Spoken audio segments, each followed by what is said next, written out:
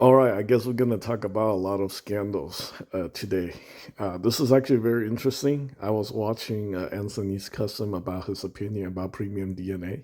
As you guys know, I really wanted those Battletoads figure, but I'm still reserving my skepticism about Megalopolis slash premium DNA.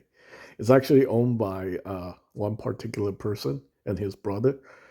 A lot of people are disagreeing with what Anthony has to say. I consider him a credible source, but personally, I sympathize with people who got scammed.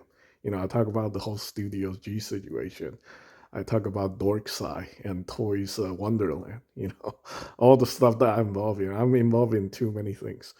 But yeah, um, this is usually how things play out, but now I'm discovering something even more interesting because they did actually mention the distributor, which is Entertainment Earth, right? And seems like a lot of people are saying Entertainment Earth are lying about pre-orders. So basically, you order stuff on Entertainment Earth, and things just don't show up.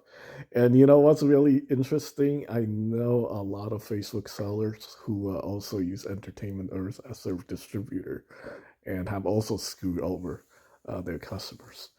I'm not making excuse for them. If they're using unreliable distributor, you have to take responsibility for that. For example, I recently have this issue. I did want to talk about that too. Remember the custom I'm working on, this thing I'm having issues with?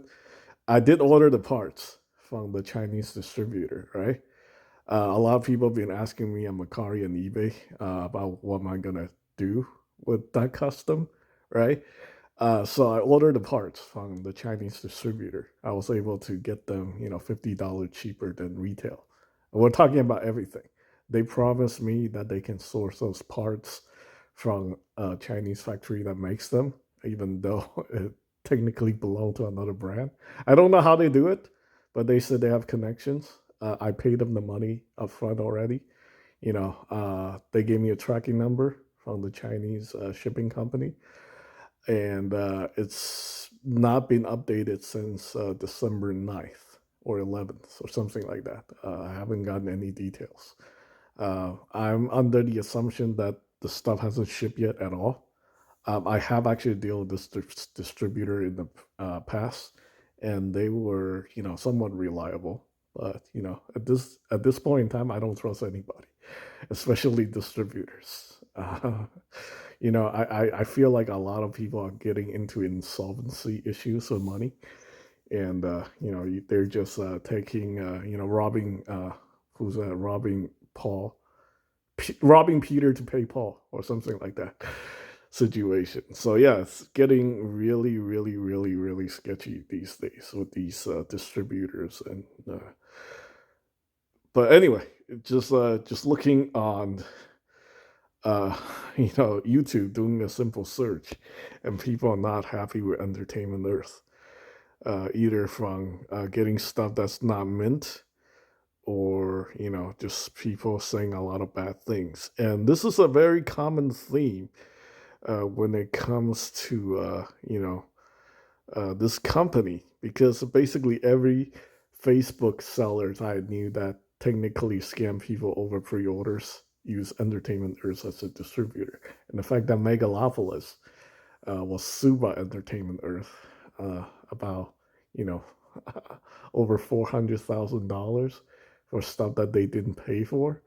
The name is there, so like I want to learn more about this whole situation, like what is going on over there, Entertainment There's like, how are they screwing people, and then going after people by suing them. That is kind of like a really, really weird situation. Before, I used to think Entertainment Earth was like a reliable distributor.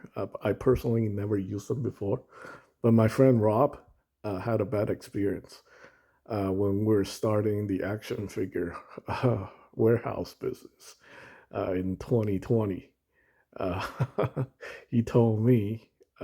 he had some issues getting Marvel Legends figures for Entertainment Earth, and Entertainment Earth was going back to blaming Hasbro for not sending them the stuff.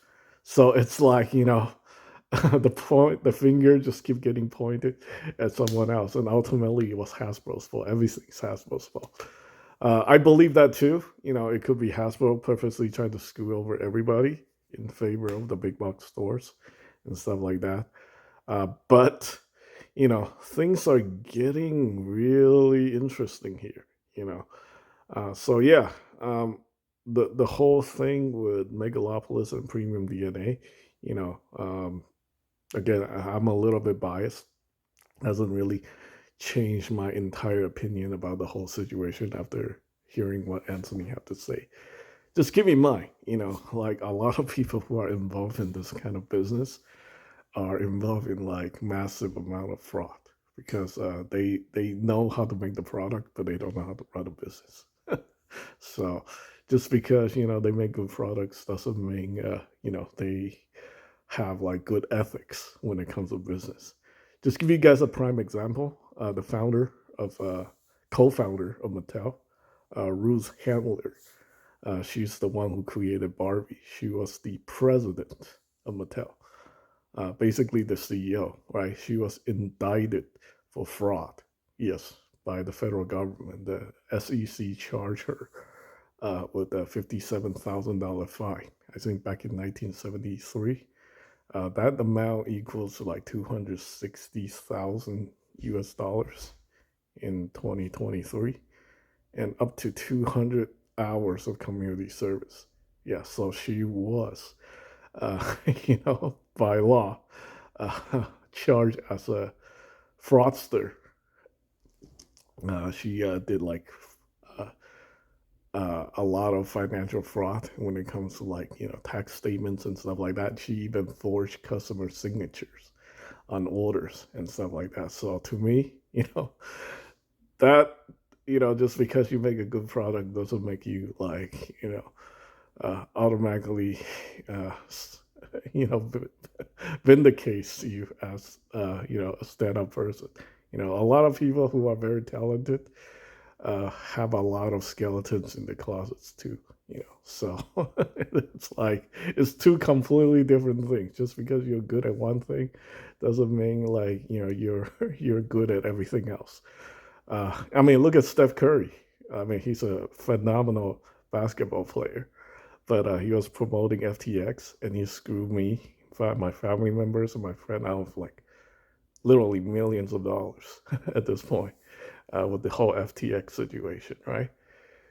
Still a great basketball player, but I don't really give a shit at this point, right? So anyway, that's just my opinion. Thanks for watching.